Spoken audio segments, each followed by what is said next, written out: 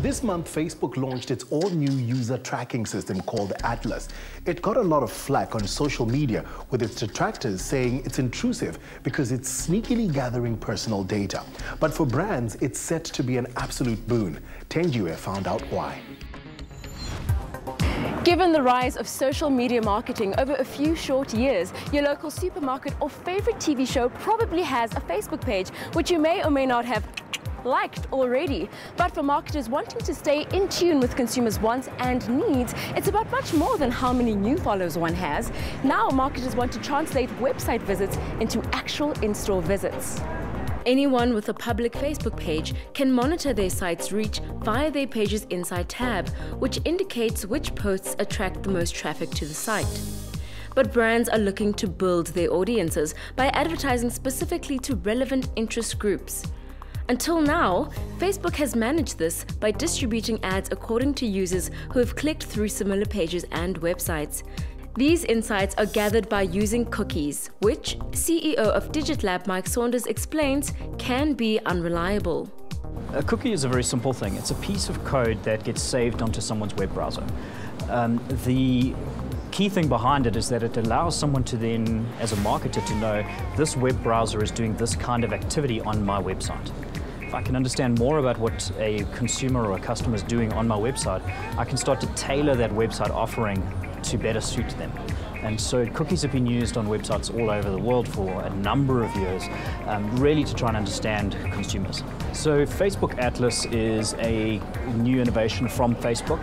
Essentially what it's doing is it's allowing the internet to be tracked through cookies, to be able to work out what people are clicking on and to be able to display adverts that mean something to them.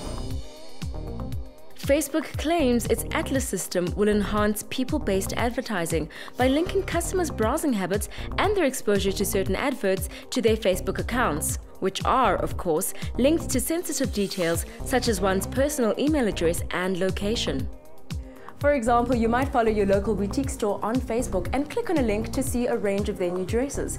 If you go into that store at a later stage to purchase your dress and fill out a loyalty card or perhaps sign up to the newsletter using your email account, Facebook could be able to link that purchase to your account and inform the store manager that a visit to their Facebook page has culminated in an offline sale. But even if information is kept anonymous, is this fair to consumers? The internet has come around and it's really provided a more convenient way of working, a more convenient way of life for people. But the way that convenience has actually been translated is by understanding how people do things on the internet. And so that's what that tracking is there for. That's what cookies are there for. That's what Facebook Atlas is about. And so if we can understand more about you, we can create more convenient experiences. So for years, people have been trading convenience and data. You can have my email address as long as I get that form, or I can have this discount and I'll fill out for the club card. It's data for convenience the whole time. There's always something coming back. So if you'd want to opt out of some sort of tracking that's taking place on a website, on most international sites, there's usually a banner across the top now that says we use cookies, click here to opt out, and then what that'll do, weirdly enough, is that it will drop a cookie back into your browser to say do not track. What you can do is you can go into your advanced settings on your browser, and in the background of those advanced settings, it's different for different browsers, you'll find a little tick box that says do not track.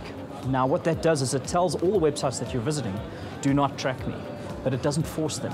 So it doesn't stop them from doing it. There's no legally binding way of doing it. But there are more and more technologies coming around now that will allow consumers and people to be able to control who has access to their data.